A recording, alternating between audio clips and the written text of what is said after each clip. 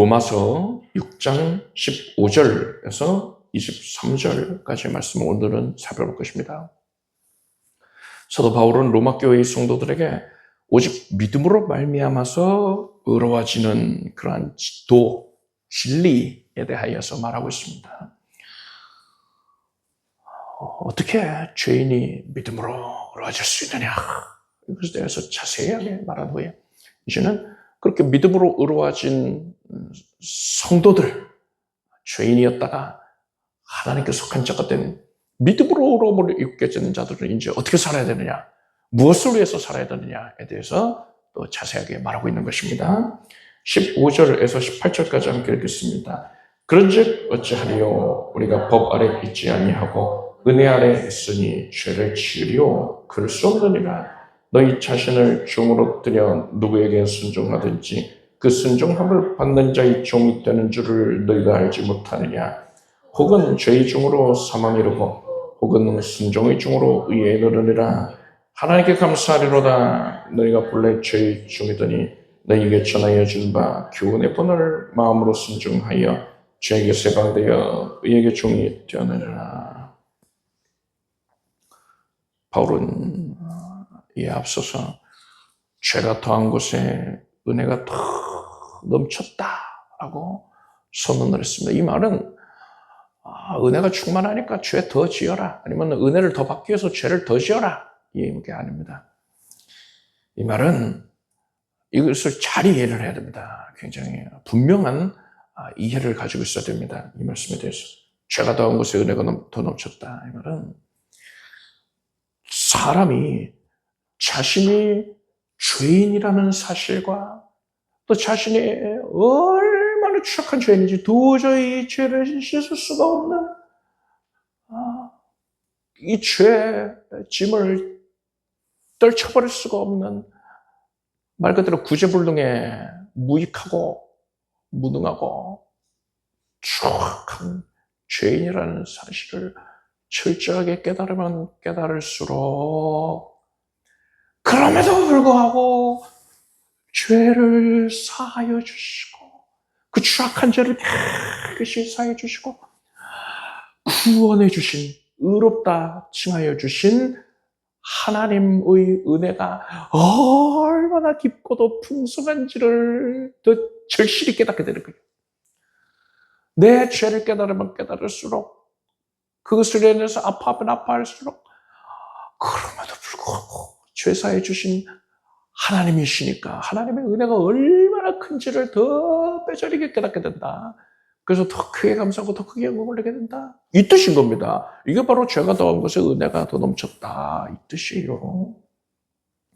따라서 믿음으로 의로워진 성도라면 나 같은 죄인을 살려주신 그 은혜가 놀라워서 하나님께 감사하고 오직 하나님을 사랑하는 마음으로 하나님을 기쁘시게 해드리고자 하는 열망으로 살아가게 되는 것이지, 나 은혜 받았으니까, 나 죄사함 받았잖아, 나 구원 받았잖아, 그러니까 아무렇게나 죄 지으면서 살아도 돼, 이런 생각을 하지를 못한단 말입니다. 이런 말과 행동을 하지를 못해요. 불가능해요. 이런 생각이나 말을 하는 자는 애초에 구원을 받지 못한 자다, 하나님의 은혜를 누리지 못한 자다라는 겁니다.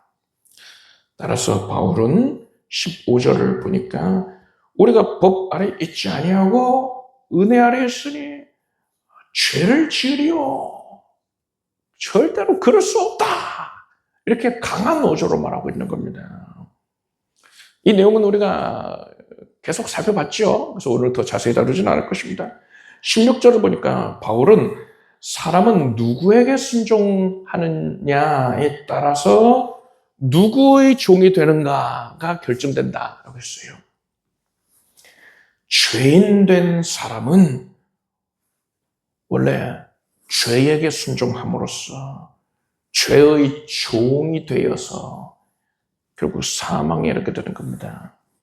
그런데 17절, 18절 보니까 바울은 너희에게 전하여 준 바 교훈의 본을 너희가 마음으로 순종하여 죄에게서 해방이 되어서 의에게 종이 되었다. 의의 종이 된다. 그러니까 이제 하나님께 속한 자, 하나님의 백성 된다. 하나님의 종이 된다. 이 얘기죠. 죄에게 종되었던 자가 하나님의 종으로 어떻게 바뀌느냐. 어떤 노력을 통해서 하나님께서 또 어떤 과정을 통해서 변화를 시키시느냐가 잘 나타나 있어요.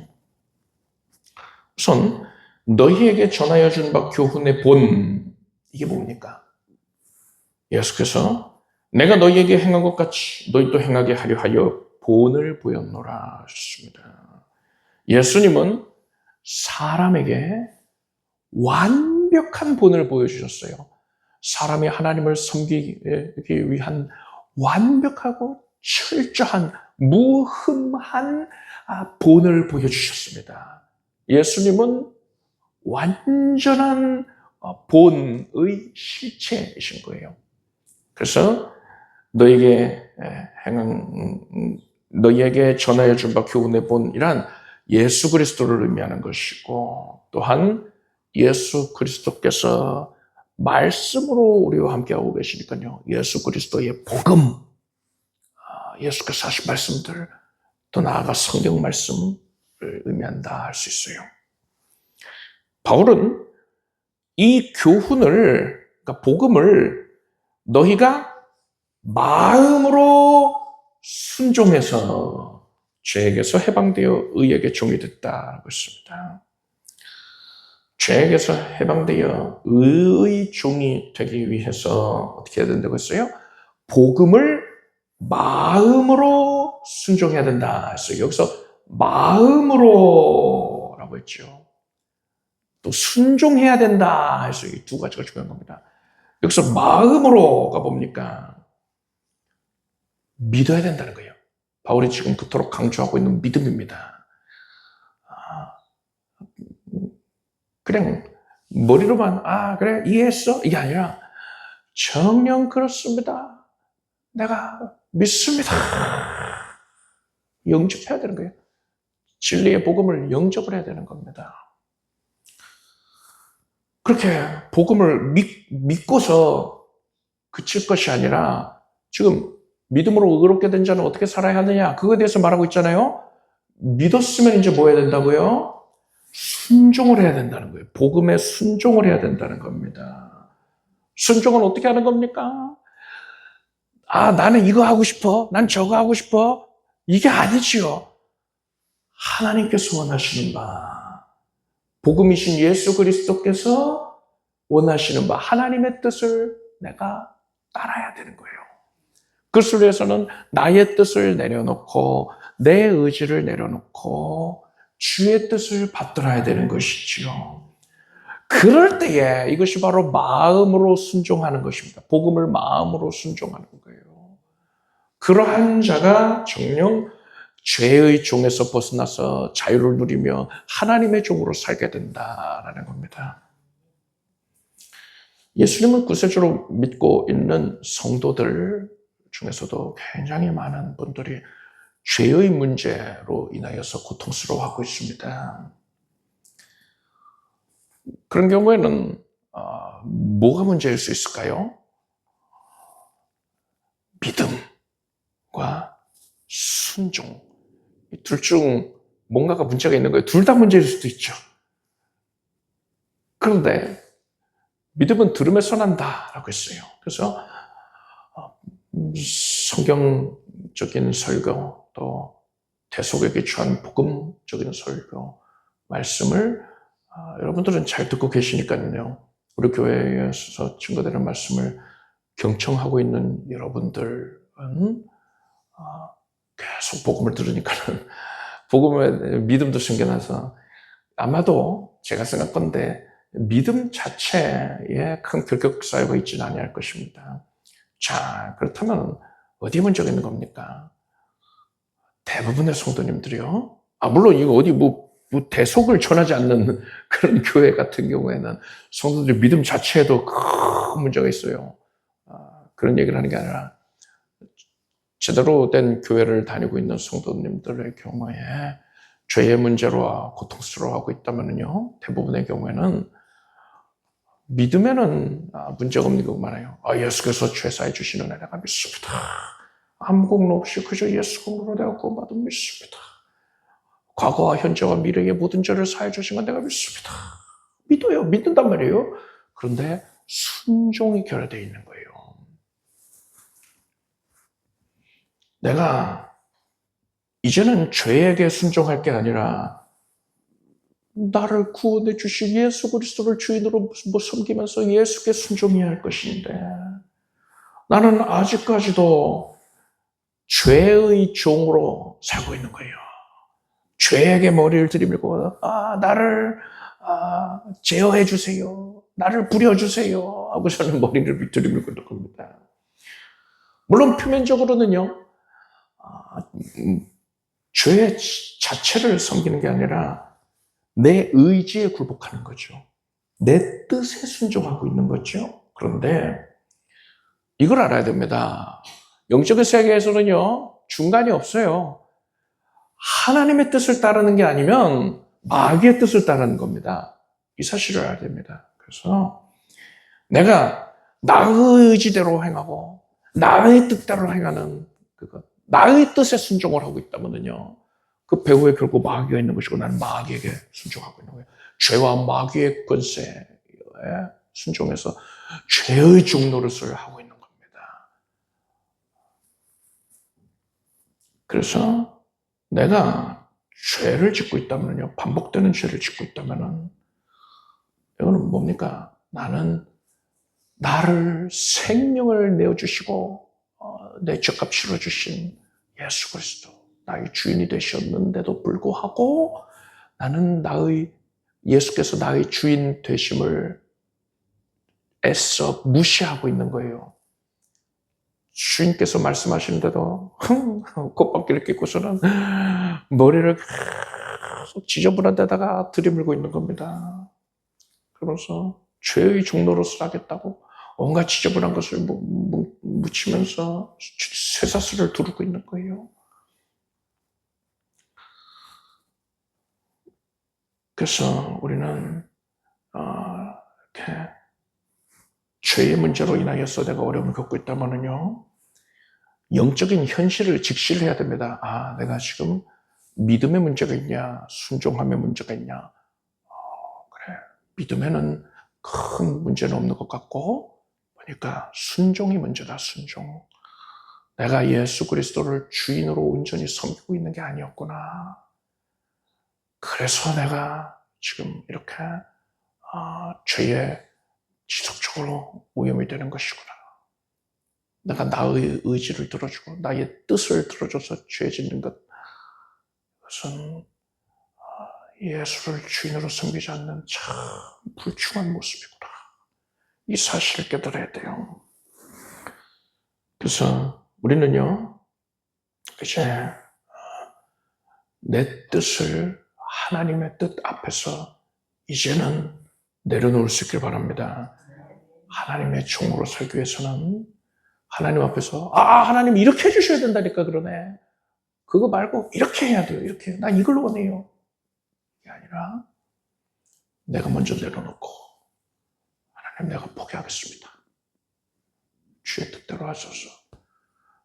주의 뜻을 받들겠습니다. 하고 오직 예수 그리스도를 주인으로 인정하고 섬기며 주의 뜻에 따르는 모습을 볼 수 있길 바랍니다.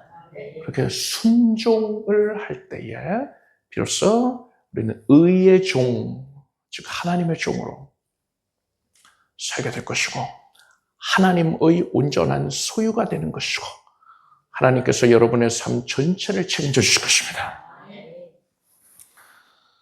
19절, 20절 말씀을 함께 읽겠습니다. 너희 육신이 연약함으로 내가 사람의 예대로 말하노니 전에 너희가 너희 지체를 부정과 불법에 들여 불법에 이른 것 같이 이제는 너희 지체를 의에게 종으로 들여 거룩함에 이르라. 너희가 죄의 종이 되었을 때에는 의에 대하여 자유였느니라. 20절을 보면 바울은 너희가 죄의 종이 되었을 때에는 의에 대하여 자유했느니라 하고 있습니다. 하나님을 섬기기 전에는 죄의 종이 되어서 하나님의 의에 대하여서는 자유롭게 불순종했다는 거예요. 바울이 이런 말을 하는 이유가 뭐겠습니까? 지금 대조해서 말하고 있잖아요. 예수 그리스도로 말미암아 이제 예수님의 은혜를 믿음으로 말미암아서 의롭다함을 입게 돼서 죄로부터 이제 해방을 누리게 됐으니까 자유를 얻었단 말이에요. 이제는 그 자유를 어디에다가 사용하라는 겁니까? 하나님을 섬기는 데에 사용하라는 거예요.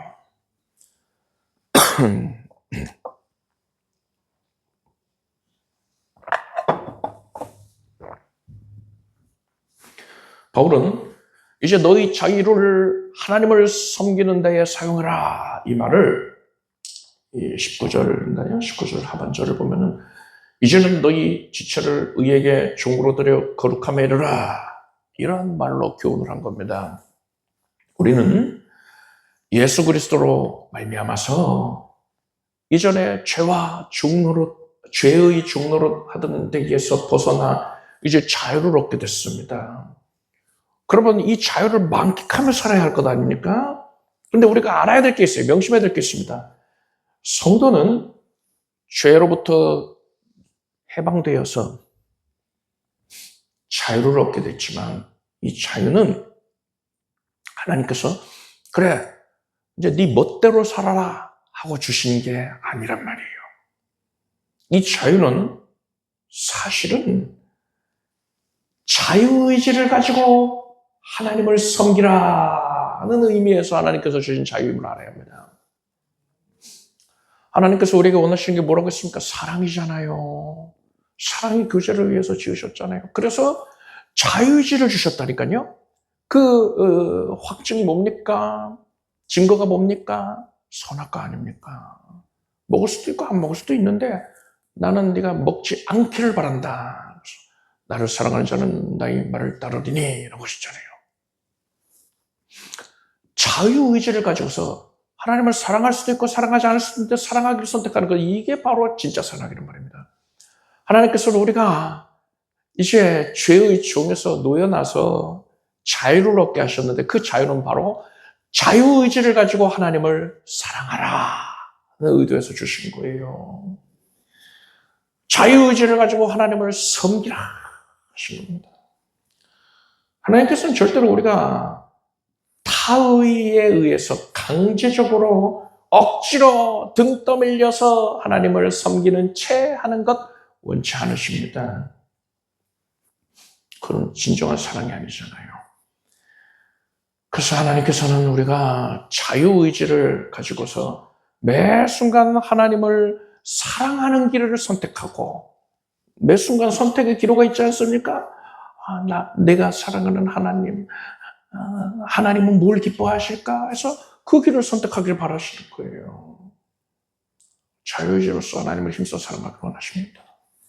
사람이 자신의 자유를 세상의 그런 즐거움 찾는 데 사용하는 게 아니라 하나님을 섬기는 데에 자신의 자유를 사랑하는 것, 이것은 신명기 15장 말씀에 잘 나타나 있어요.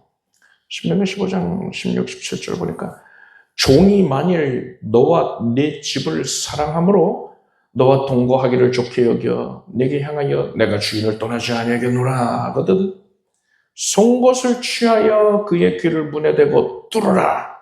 그리하면 그가 영영이 내 종이 되리라. 내 여종에게도 일례로 할지니라 하셨습니다. 종의 귀를 뚫는 것에 대해서 제가 예전에 주일 설교였던가요? 그때 말씀드린 적이 있을 거예요.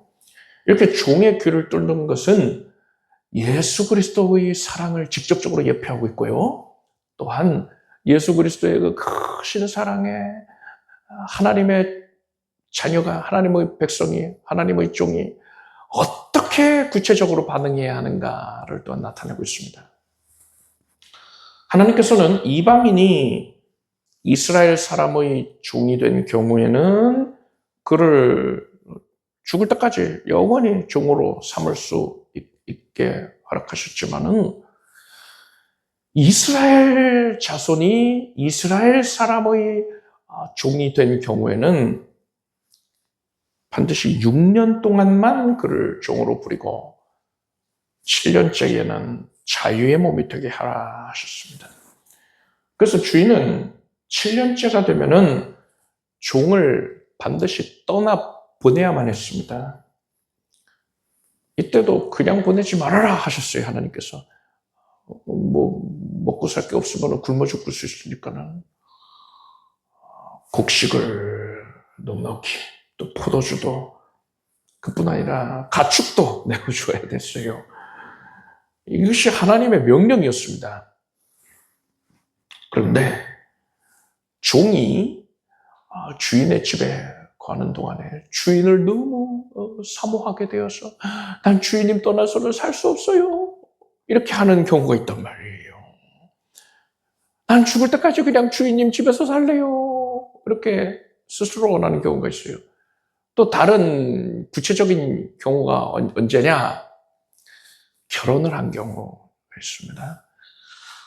주인의 여종과 이 종이, 남종이 결혼을 하면은요, 이제 자유의 몸이 돼서 떠나갈 때는요, 이 여종은 주인의 소유잖아요.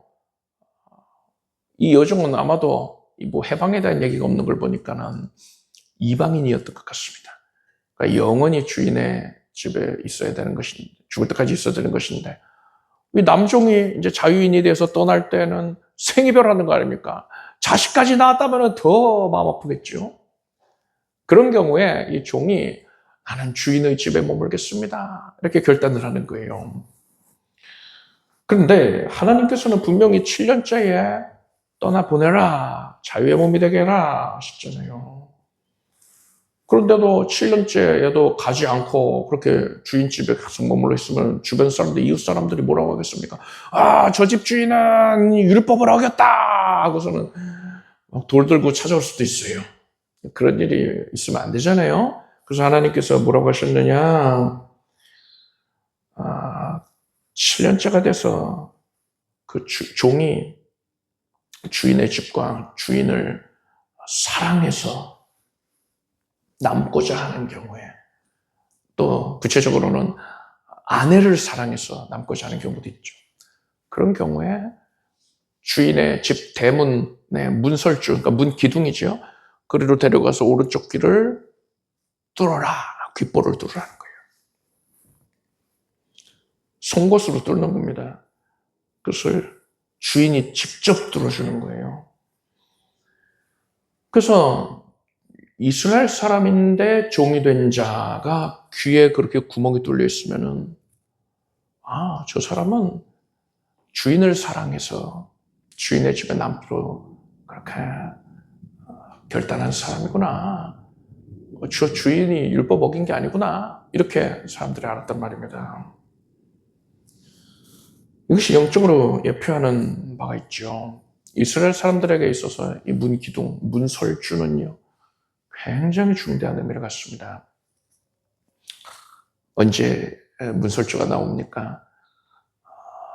유월절 사건 때 애굽 전역에 장자를 죽이는 재앙에, 죽임당하는 재앙이 내릴 때에 어린 양, 사랑하는 어린 양이죠. 나흘간 집 안에서 길러야 되니까요. 사랑을 듬뿍 쏟은 그 어린 양이 죽임을 당합니다.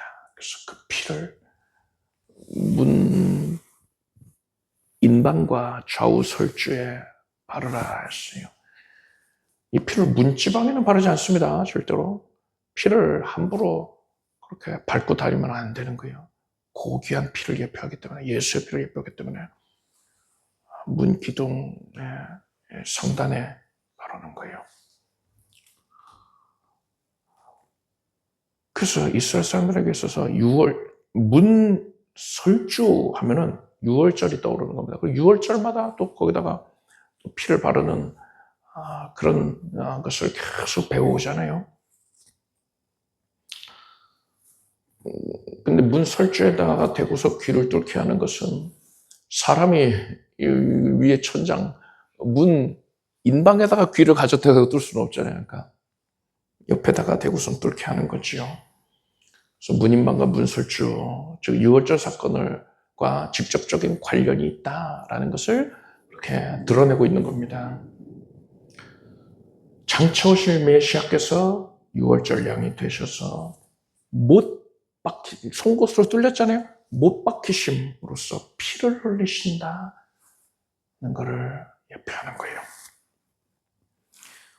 그 남종의 아내, 그러니까 여종이 볼 때에는 남편의 귀를 보면은요, 항상 여기 송곳 자국이 있어요. 그거 보면 얼마나 마음이 아프겠습니까? 너무나 고맙지요. 남편은 자유인이 될 권리가 있지 않습니까? 근데 그걸 포기한 거예요. 왜요? 나를 사랑하니까. 나와 함께 있으려고 희생을 했단 말입니다. 그러니까 너무나 미안하고요. 고마운 거예요. 평생 동안 이 아내가 이 남편을 볼 때마다 그 귀를 볼 때마다 뭐 귀를 가리고 있을 수 없잖아요. 귀를 볼 때마다 이러한 마음, 미안하고 고마운 마음 가졌을 겁니다. 그래서 남편을 사랑하는 마음이 더 깊어졌겠지요. 그리고 남편을 위해서 수고하고 애쓰기를 주저하지 않았을 것입니다. 자유인이 여종을 사랑해서 그 여종과 함께 하기 위하여서 자기 자신도 종이 되었습니다. 그런데 여러분, 그냥 자유인도 아니고 그 집 주인의 아들이 여종을 사랑해서 그 여종과 함께 하기 위해서 그 집의 종이 되었다면 어떻겠습니까? 그런 일이 있을 수 있겠냐? 실제로 일어났어요.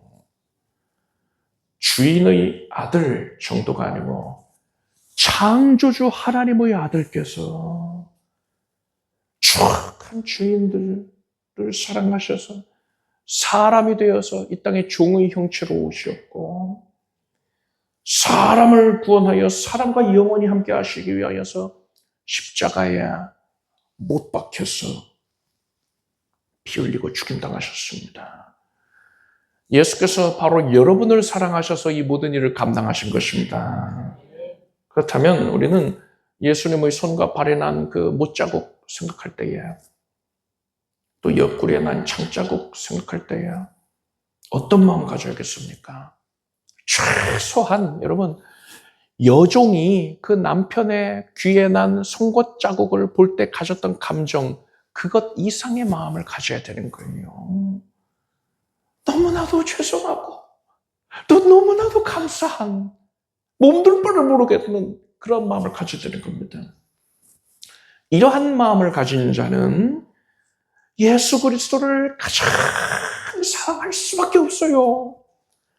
또 하나님을 섬기는 것을 당연히 여기는 겁니다. 누군가가 하나님을 섬겨야 됩니다 하니까 섬기는 게 아니라 당연하게도 이 아내가 여종인 아내가 남편을 사랑해서 기꺼이 그를 위해 수고 마다하는 것처럼 정녕 예수 그리스도를 사랑해서 예수 그리스도를 위한 수고를 마다하지 않게 되는 것입니다. 그래서 자신의 자유의지를 통해서 기쁜 마음으로 예수 그리스도를 섬기기를 결단하고 항상 또 결단하고 또 결단하게 되는 거예요. 하나님, 나의 몸과 마음을, 나의 인생을 주님께 드립니다.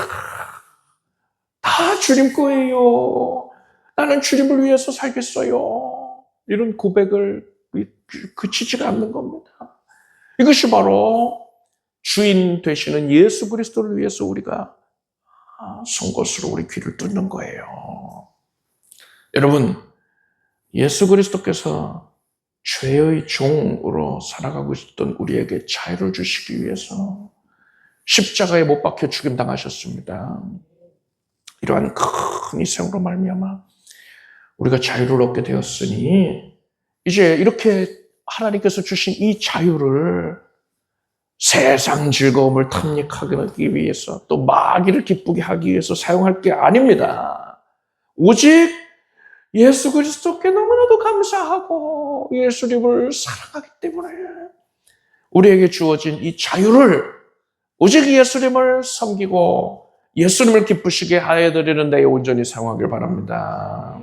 하나님께서 주신 자유의지로 적극적으로 하나님을 섬김으로써 하나님을 크게 기쁘시게 해드리는 우리가 되길 바랍니다. 21절에서 23절까지 함께 읽겠습니다.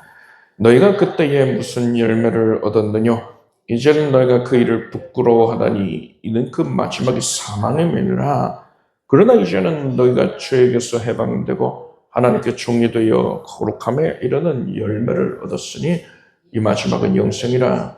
죄의 삭선 사망이고 하나님의 은사는 그리스도 예수 우리 주 안에 있는 영생이니라.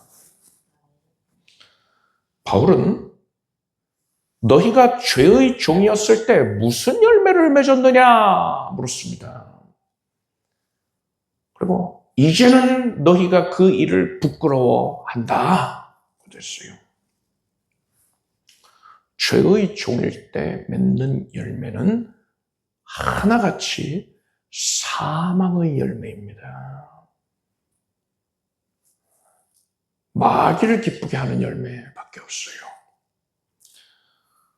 그가 아무리 여러분 죄의 종일 때라는 건 예수 믿기 이전입니다. 하나님을 섬기기 이전이요.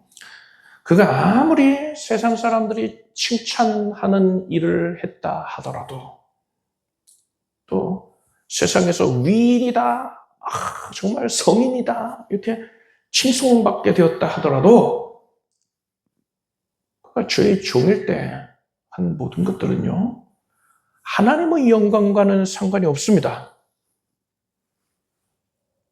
그래서 그가 훗날에 예수 믿게 된다면요, 그가 그 시절에 했던 그런 모든 일들 하나님의 영광을 위해서 한 게 아니니까요.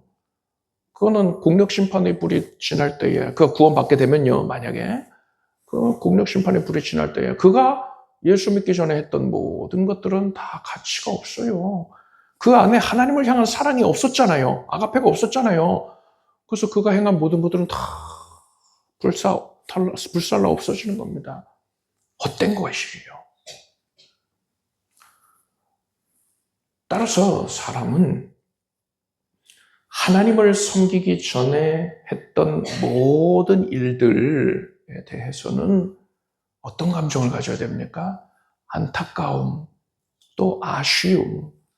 그것이 특히나 죄악과 직접적인 관련되어 있는 일이라면 더더욱 부끄러움을 가져야 되는 겁니다. 바울은 그걸 말하고 있는 거예요.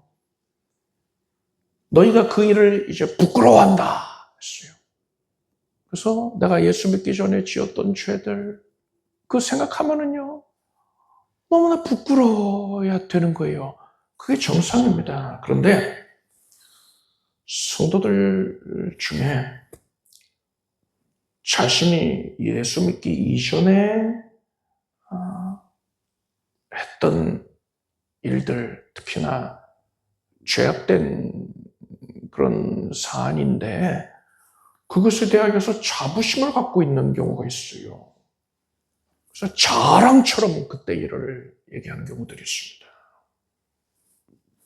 대표적으로 잘못된 간증을 하는 자들을 들 수 있습니다.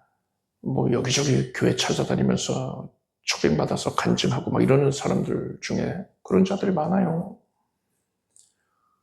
중죄를 저질러서 감옥에 다녀왔는데 감옥에서 예수님을 만났다. 예수님을 믿게 됐다. 정말 감사한 일이죠. 근데 자신의 지난 날을 얘기할 때에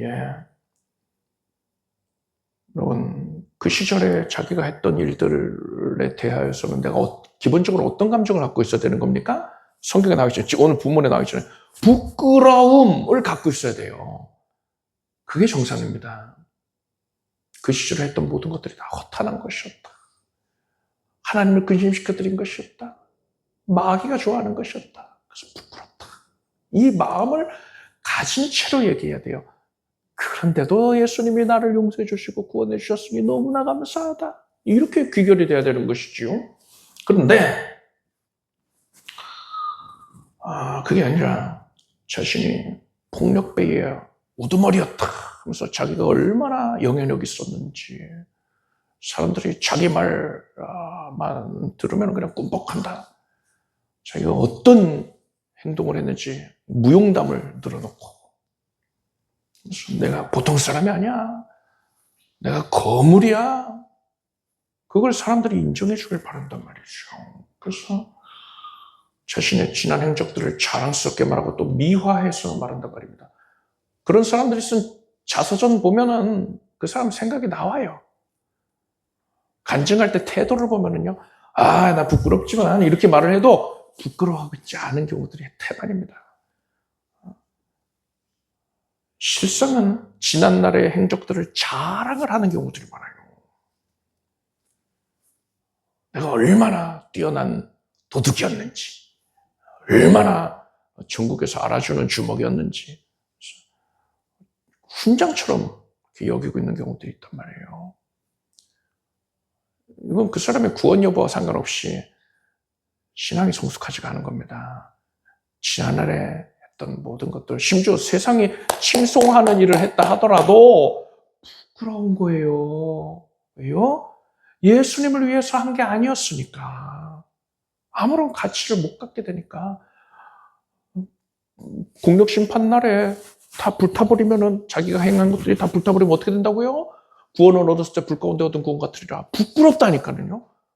그 마음을 가지고 있어야 되는 겁니다.